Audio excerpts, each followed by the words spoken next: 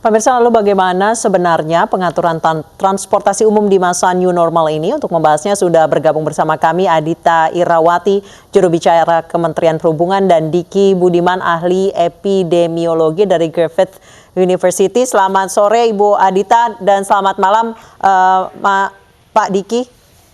Selamat malam Mbak Adita.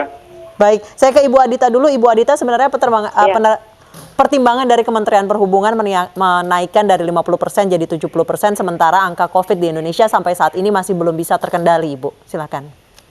Ya, jadi begini, seperti yang sudah disebutkan juga, bahwasannya saat ini kan kita memang sudah memasuki apa yang dinamakan sebagai masa harus beradaptasi dengan kebiasaan baru, atau yang biasa disebut dengan kenormalan baru ya. Dan ini pun juga sudah disampaikan oleh Presiden bahwasannya kita ini tetap harus bisa produktif, namun juga tetap aman dari penularan COVID-19. Oleh karena itu, kami kemudian menindaklanjuti dengan menyempurnakan peraturan mengenai pengendalian transportasi. Yang menjadi rujukan kami juga surat edaran nomor 7 dari Gugus Tugas Percepatan Penanganan COVID-19 yang kemudian mengatur tentang kriteria dan persyaratan perjalanan orang dalam masa adaptasi kebiasaan baru menuju masyarakat produktif dan aman COVID-19.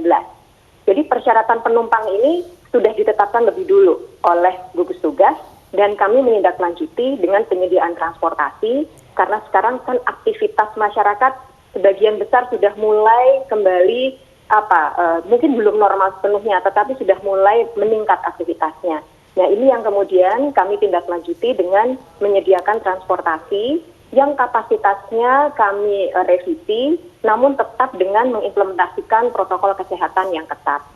Baik, Ibu Adita, ketika aturan 50% diberlakukan, ketika itu angka penambahan COVID-19 di Indonesia belum sebanyak sekarang. Namun dengan kondisi seperti ini, yang angka penambahan per harinya ya, Ibu semakin banyak, tidakkah justru menambah resiko penularan dengan semakin padatnya orang di dalam kendaraan umum, Ibu?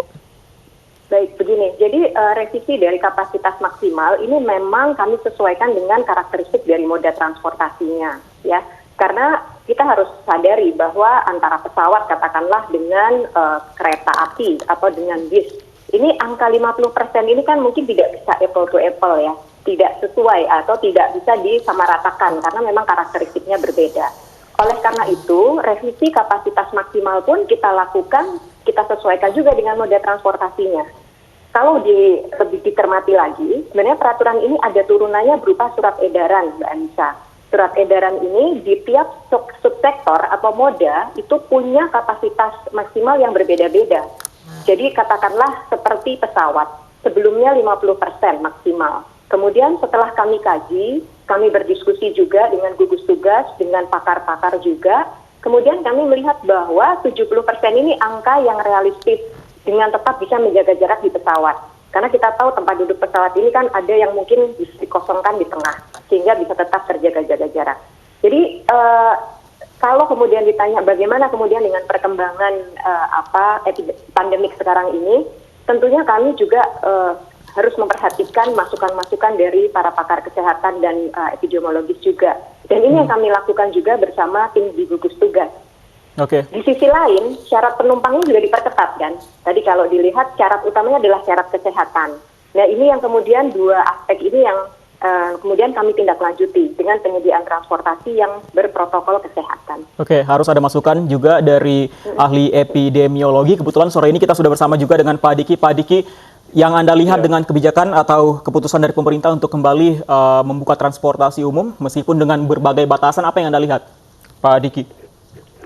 Jadi memang harus dibedakan ya moda transportasinya, karena faktor risikonya juga berbeda. Katakanlah untuk pesawat, memang sampai saat ini belum ada riset atau kasus di mana penularan terjadi di pesawat terbang ya. Artinya karena memang sistem ventilasi dan pengaturan udara yang memang jauh lebih baik dibanding moda transportasi lain. Dan itu artinya harus diperketat untuk screening penumpangnya.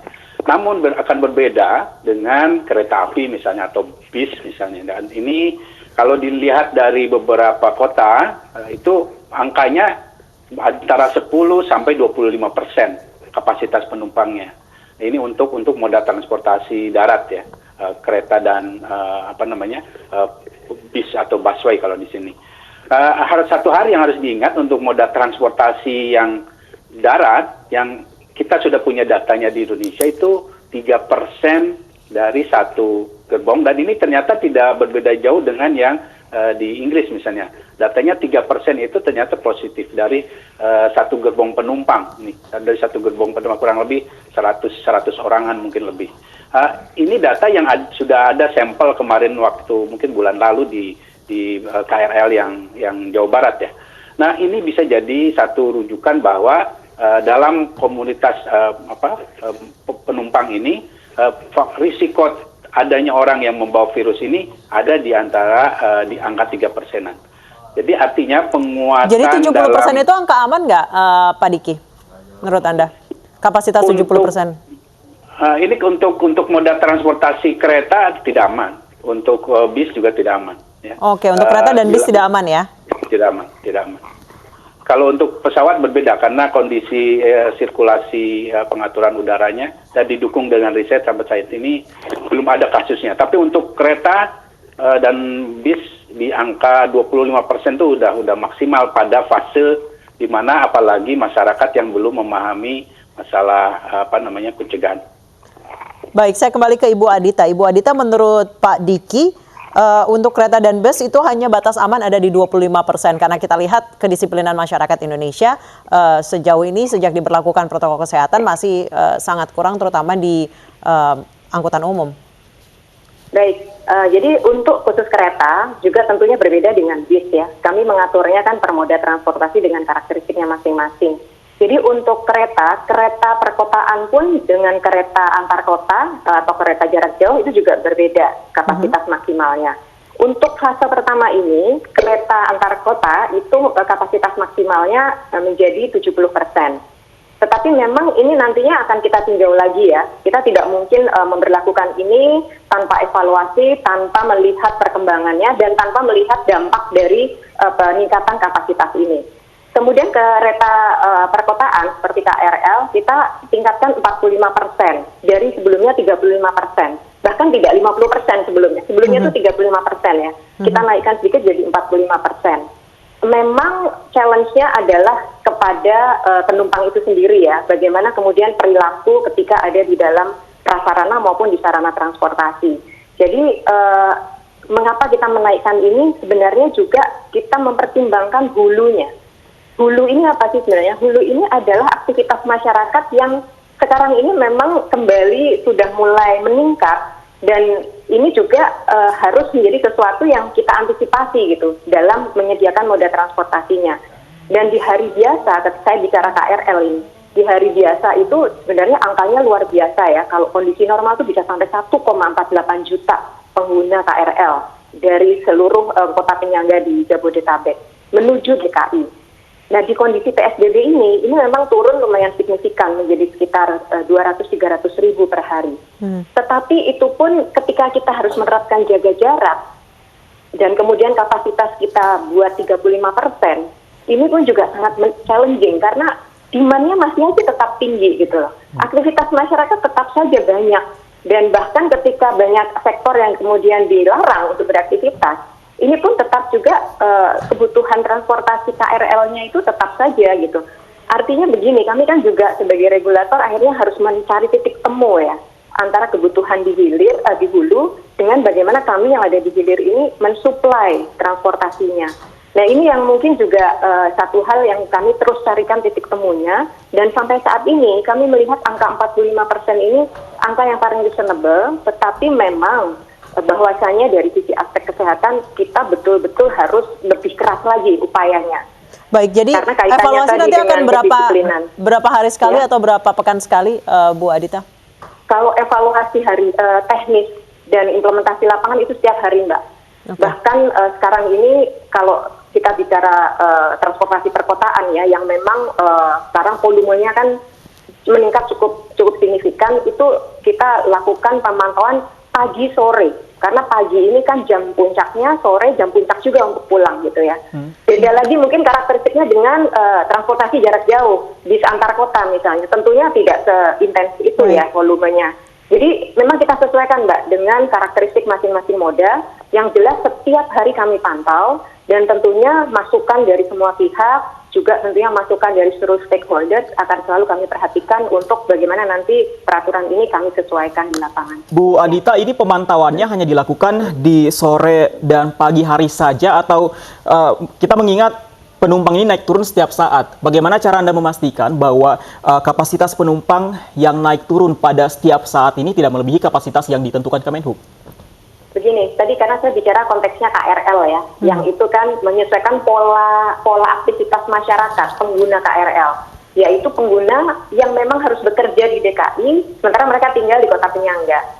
Ya, yang sudah jelas dilakukan adalah terjadi yang namanya penumpukan di jam keberangkatan, karena jam kerjanya hampir sama semua. Pulang juga begitu, penumpukan itu ada di jam pulang. Sementara pola di tengah-tengah itu, waktu di antara keberangkatan dan kepulangan itu relatif sepi. Kapasitas mungkin tidak ada 10%, ya kalau kita lihat. Jadi ini memang sebuah pola yang berulang setiap hari, pagi antara jam 5 sampai jam 8, bahkan sampai jam 9. Malam dari jam 5 sampai jam 9, jam 10 malam, itu masih padat gitu. Nah ini yang sebenarnya kami istilahkan dengan mengatur hulu adalah bagaimana jam kerja ini bisa diurai juga gitu loh. Ya, supaya tidak terjadi penumpukan di satu fase waktu tertentu. Yang ini terus terang memang sangat menantang untuk bisa mengatur masyarakat di jam-jam puncak tadi. Baik. Jadi kembali lagi, ini memang kita harus melihatnya secara terintegrasi antara demand-nya dengan supply yang kami siapkan. Baik, saya ke Pak Diki. Pak Diki, di era new normal atau kenormalan baru ini, masyarakat yang justru menjadi garda depan memerangi corona, bukan lagi tenaga medis, karena saat ini yang menentukan membludak atau tidaknya pasien positif COVID-19 itu bukan lagi kemampuan tenaga medis, tapi lebih daripada kedisiplinan masyarakat. Menurut Pak Diki, sejauh mana sih kedisiplinan masyarakat Indonesia ini bisa terjaga menerapkan protokol kesehatan di era new normal? Tentunya kita optimis ya masyarakat bisa diedukasi untuk menjadi lebih aware tentang pencegahan. Karena kita punya pengalaman imunisasi dan segala macam. Namun yang memang harus diedukasi lebih dalam lagi dan lebih aktif ke masyarakat, mereka punya peran 80% ya masyarakat ini. 80% berkontribusi dalam turut mengendalikan kurva pandemi, dalam turut mengendalikan pengurangan dari penularan COVID-19. Juga saya merespon tadi disampaikan bahwa memang isu atau tantangan dalam mengendalikan masalah transportasi ini tidak bisa hanya dalam ditangani atau terlibat satu sektor saja. Jadi kalau kita belajar dari negara lain, pengurangan selain upaya edukasi pada masyarakat juga ada opsi lain di mana masyarakat perkotaan disediakan jalur lebih banyak untuk sepeda. Kemudian juga tentu kontribusi kerjasama dengan pihak kantor yang tetap bagi yang kantor-kantor yang bisa pekerjanya itu di rumah, itu tetap diupayakan seperti itu. Karena ini seperti yang terjadi saat ini kan memang mau tidak mau harus ada koordinasi atau kerjasama berbagai sektor untuk mengurangi demand atau pemakaian dari transportasi ini. Dan masyarakat ini adalah PR besar pemerintah setiap tingkatan dan juga tentu pihak yang katakanlah civil society yang Pak Diki, kalau melihat dari perilaku masyarakat Indonesia, berapa lama waktu yang dibutuhkan agar masyarakat Indonesia bisa disiplin? Karena sejak kasus COVID pertama kali di Indonesia itu sudah hampir 5 bulan yang lalu dan masyarakat masih belum disiplin sampai saat ini. Teori dalam perubahan perilaku itu 18 hari tercepat. Ya, teori ketika kita melakukan intervensi, sosialisasi, edukasi secara rutin gitu ya, secara aktif dalam 18 hari itu. Tapi kalau itu tidak dilakukan, ini akan memerlukan waktu 3-6 bulan dan ini tentu akan sangat banyak. Tentu kembali jawabannya berpulang pada strategi pemerintah daerah masing-masing. Karena ini tidak bisa tidak bisa satu daerah saja harus melakukan edukasi dan sosialisasi ini. Dan saya melihat ini masih menjadi PR besar lah untuk untuk kita ya, untuk kita semua. Baik, Tentu kita media. Baik, kita tunggu evaluasi dari semua pihak. Terima kasih Pak Diki Budiman dan juga ada juru bicara Kemenhub, Bu Adita Irawati. Selamat sore.